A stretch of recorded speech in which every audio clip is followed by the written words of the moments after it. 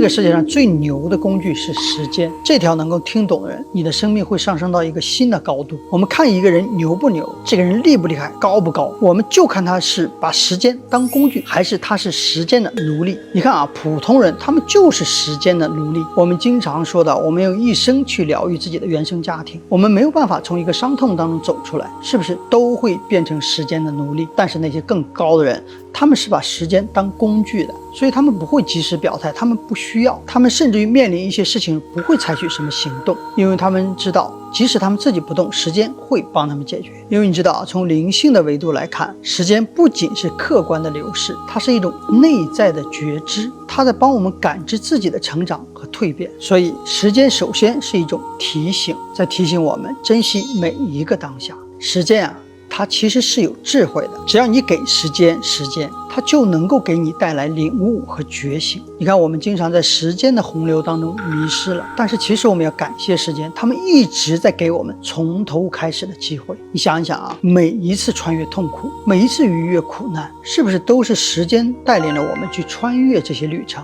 时间一直哒哒哒的往前走，为什么它不往回走？这就是告诉你们啊，让过去的过去，让忘掉的忘掉。时间本身就意味着放下，就是告诉我们不要执着于过去，也不要恐惧你的未来。而且时间会有停止吗？所以时间告诉你，生命是永恒的，它是一种解放。当我们真的理解了时间，你就会用时间去疗愈一切，用时间回答一切，用时间主宰一切。所以我希望大家都能够明白，时间是我们的盟友，它教会我们耐心、接受、信任和放下。要相信时间是你的，无论早晚，在时间的安排下都会来到你的身边。